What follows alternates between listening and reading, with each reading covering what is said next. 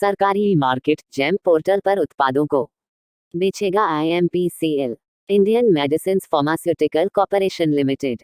IMPCL ने अपने उत्पादों को ऑनलाइन बेचने के लिए सरकारी ई मार्केट जैम पोर्टल के साथ करार किया है। IMPCL और जैम के बीच डील को अंतिम रूप दिया गया जब जैम ने 311 दवाओं को कवर करने वाली 31 श्रेणियां बनाई जो बाजार में रहती हैं, और IMPCL अब इन दवाओं को जैम पोर्टल पर अपलोड कर सकती हैं।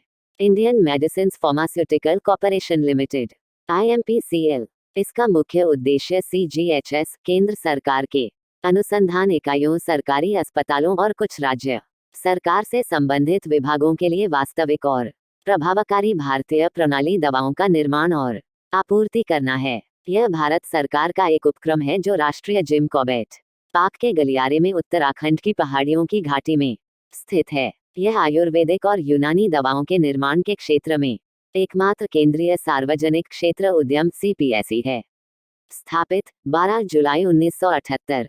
नियंत्रण आयुष विभाग, विज्ञान, स्वास्थ्य और परिवार कल्याण। बांग्लादेश की पहली परलैंगिक न्यूज रीडर नियुक्त। एक निजी समाचार चैनल ने बांग्लादेश के पहले परलैंगिक समाचार प्रस्तुतकर्ता को नियुक्त किया है। तनुवा आनंद शिशिर 8 मार्च को अंतर्राष्ट्रीय महिला दिवस पर बोईशाखी टीवी के लिए समाचार प्रस्तुत करना शुरू करेगी। नियुक्ति बांग्लादेश की मुक्ति के 50 वर्षों के अवसर पर की गई थी, क्योंकि परलैंगिक देश की सबसे उपेक्षित आबादी में से थे। लिग्या नूरेन्हा को संयुक्त राष्ट्र सहायक महासचिव नियुक्त किया। संयुक्त राष्ट्र प्रमुख एंटोनियो गुटेरेस ने प्रमुख भारतीय अर्थशास्त्री लिग्या नूरेन्हा को संयुक्त राष्ट्र पर्यावरण कार्यक्रम UNEP का सहायक महासचिव नियुक्त किया है। नूरेन्हा ने नई दिल्ली में the energy and resources institute TRI में कार्यकारी निदेशक और संसाधन विनियमन और वैश्विक सुरक्षा विभाग के निदेशक के रूप में काम किया।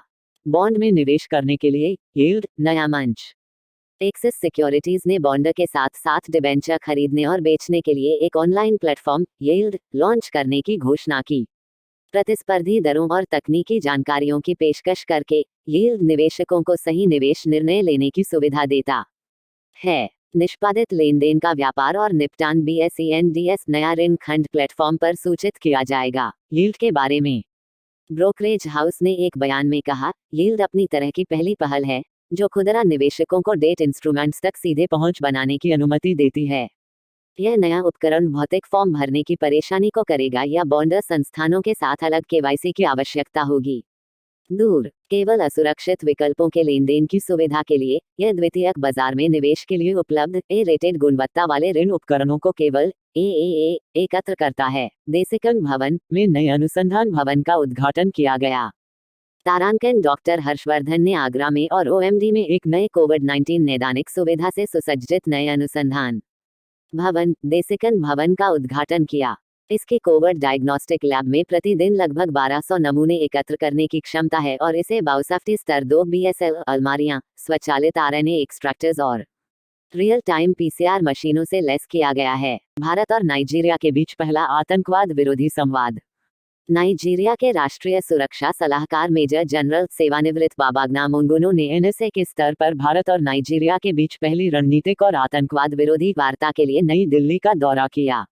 सुरक्षा सलाहकारों ने आतंकवाद, उग्रवाद और कट्टरता से लोकतांत्रिक समाजों के सामने आने वाले खतरों और चुनौतियों पर गहन चर्चा की। नाइजीरिया पश्चिम अफ्रीका का एक देश जिसकी सीमा उत्तर में नाइजर, उत्तर पूर्व में चैड, पूर्व में कैमरून और पश्चिम में बेनिन देश के साथ है। यह एक संघीय गणराज्य है जिसमें 36 राज्य शामिल हैं। राजधानी अबुजा। सरकार संघीय राष्ट्रपति संवैधानिक गणराज्य। राष्ट्रपति मुहम्मदु बुहारी राष्ट्रीय सुरक्षा सलाहकार NSA। अजीत डोवल वर्तमान NSA हैं और इनकी रैंक केंद्रीय कैबिनेट मंत्री के बराबर ही है।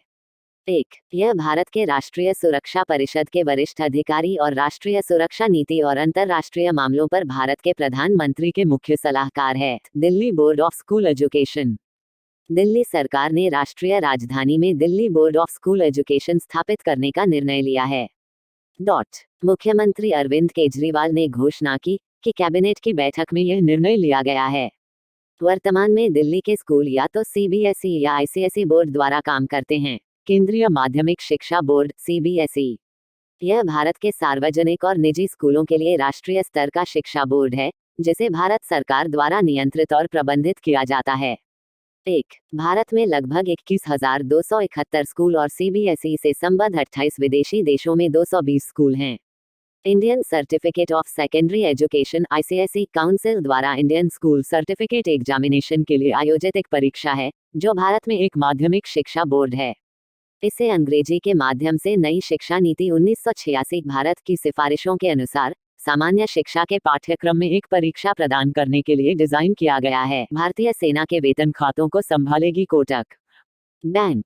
निजी क्षेत्र के ऋणदाता कोटक महिंद्रा बैंक भारतीय सेना के कर्मियों के वेतन खाते को संभालेगा और बैंक ने वेतन खाते के लिए भारतीय सेना के साथ एक समझौता ज्ञापन MOU पर हस्ताक्षर किए हैं। पूरे भारत में बैंक की 1603 शाखाओं और 2573 ATM का नेटवर्क है। नेताजी सुभाष चंद्र बोस पर 1 दिवसीय राष्ट्रीय संगोष्ठी। सुभाष चंद्र बोस की 125वीं जयंती मनाने के लिए इंदिरा गांधी राष्ट्रीय कला केंद्र IGNCA ने जबलपुर में 1 दिवसीय राष्ट्रीय संगोष्ठी का आयोजन किया। संगोष्ठी का विषय था नेताजी सुभाष चंद्र बोस, राष्ट्रवाद और युवा सरोकार। श्री आरिफ मोहम्मद खान, केरल के माननीय राज्यपाल ने कार्यक्रम का उद्घाटन किया। सुभाष चंद्र बोस वे एक भारतीय राष्ट्रवादी थे, जिनकी उद्दंड देशभक्ति ने उन्हें भारत में नायक बना दिया, जिन्हें नेताजी के नाम से भी जाना जाता है। वे 1938 में भारतीय राष्ट्रीय कांग्रेस इंक, सत्र हरिपुरा, गुजरात के अध्यक्ष थे। 1939 में उन्हें फिर से अगले सत्र के अध्यक्ष के रूप में चुना गया, लेकिन सुभाष चंद्र बोस ने इस्तीफा दे दिया और बाद में राजेंद्र प्रसाद ने त्रिपुरी, छत्तीसगढ़ तब मध्य प्रदेश में सत्र की अध्यक्षता की। नेताजी की जयंती 23 जनवरी पूरे देश में पराक्रम दिवस के रूप में मनाई जाती है। जन्म 23 जनवरी 1897, कटक। मृत्यु 18 अगस्त 1945, तायहुकु। मौत का कारण हवाई दुर्घटना से 3rd डिग्री बर्न। NPCI और SBI पेमेंट्स ने लॉन्च किया RuPay SoftPOS. National payments corporation of India NPCI और SBI पेमेंट्स ने भारतीय व्यापारियों के लिए रुपे सॉफ्टपोज लॉन्च करने के लिए भागीदारी की है। रुपे सॉफ्टपोज खुदरा विक्रेताओं को मामूली लागत पर एक प्रभावी स्वीकृति संरचना प्रदान करता है। यह समाधान खुदरा विक्रेताओं के लिए NFC सक्षम स्मार्टफोन को merchant point of sale POS टर्मिनलों में बदल सकता है। NPCI यह भारत में खुदरा भुगतान और निपटान प्रणाली के संचालन के लिए एक समग्र संगठन है। प्रमुख उत्पादों में शामिल हैं आधार सक्षम भुगतान प्रणाली, भारत बिल भुगतान प्रणाली, भीम रुपे एकीकृत भुगतान इंटरफेस। स्थापित 2008, 13 साल पहले। मुख्यालय मुंबई, महाराष्ट्र। MD और CEO दिलीप एसबे। HDFC एर्गो ने व्यावसायिक किस्त सुरक्षा कवर लॉन्च किया। HDFC एर्गो जनरल इंश्योरेंस ने बिजनेस किस्त सुरक्षा शुरू करने की घोषणा की। जलवायु परिवर्तन की बढ़ती चिंताओं और पर्यावरण पर इसके प्रभाव के साथ यह एक अनूठा आवरण है जो किसी भी तबाही या प्राकृतिक आपदा होने पर माइक्रो फाइनेंस इंस्टीट्यूशंस MFI वित्तीय संस्थानों और बैंकों की बैलेंस शीट की सुरक्षा करता है। माइक्रो फाइनेंस इंस्टीट्यूशन MFI तारांकन यह वे वित्तीय कंपनियां हैं जो उन लोगों को छोटे ऋण प्रदान करती हैं जिनके पास बैंकिंग सुविधाओं तक पहुंच नहीं है। छोटे ऋण की परिभाषा देशों के बीच भिन्न होती है। भारत में 1 लाख रुपए से कम के सभी ऋणों को माइक्रोलोन माना जा सकता है। HDFC Ergo CEO Ritesh Kumar. HDFC Ergo मुख्यालय मुंबई। HDFC एर्गो स्थापित 2002। राजस्व सचिव का अतिरिक्त प्रभार संभालेंगे तरुण बजाज। आर्थिक मामलों के विभाग के सचिव तरुण बजाज को राजस्व सचिव का अतिरिक्त प्रभार दिया गया है। वर्तमान राजस्व सचिव अजय भूषण पांडे 28 फरवरी को सेवानिवृत्त हो रहे हैं। इस पद को संभालने से पहले वह प्रधानमंत्री कार्यालय में अतिरिक्त सचिव थे। तरुण बजाज के बारे में तारांकन तरुण बजाज वित्त मंत्रालय में एक पुराने व्यक्ति है। इन्होंने पिछले महीने मई में आर्थिक मामलों के सचिव के रूप में पदभार संभाला था, उस समय जब भारत ने कोविड-19 महामारी के कारण इतिहास में सबसे खराब विकास संकुचन देखा था। 1988 बैच के हरियाणा कैडर के IAS अधिकारी बजाज वित्त मंत्रालय के कामकाज के लिए नए नहीं है, उनका मंत्रालय में यह तीसरा कार्यकाल है। शराब के प्रभाव का पता लगाने के लिए प्लेटफॉर्म विकसित।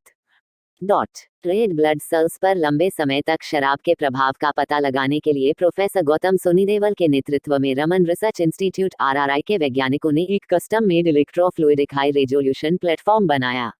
इसका उपयोग शराब के प्रभाव के तहत आरबीसी की ऑक्सीजन वहन क्षमता की कमी को समझाने के लिए किया जा सकता है। सरकार ने वाहन निर्माताओं को एयरबैग फिट करने का निर्देश दिया। सरकार ने वाहन निर्माताओं के लिए ड्राइवर के अलावा सामने की सीट पर बैठने वाले व्यक्ति के लिए एयरबैग फिट करना अनिवार्य कर दिया है। यह सड़क सुरक्षा पर सर्वोच्च न्यायालय समिति के सुझावों पर अनिवार्य किया गया है। अप्रैल 2021 के बाद नए मॉडल पर लागू होता है और मौजूदा मॉडल के मामले में 31 अगस्त 2021। एक एयरबैग एक वाहन अधिभोग संयम प्रणाली है जो बहुत जल्दी फुलाए जाने के लिए डिजाइन किए गए थैले का उपयोग करता है, फिर टक्कर के दौरान जल्दी से समाप्त हो जाता है। इसमें एक एयरबैग कुशन, एक लचीला कपड़ा बैग, एक मुद्रास्फीति मॉड्यूल और एक प्रभाव सेंसर शामिल हैं। एयरबैग का उद्देश्य दुर्घटना की स्थिति के दौरान वाहन वाले को नर्म तकिया के साथ सुरक्षा प्रदान करना है। यह वाहन के आंतरिक भाग में बीच की चोटों को कम करता है।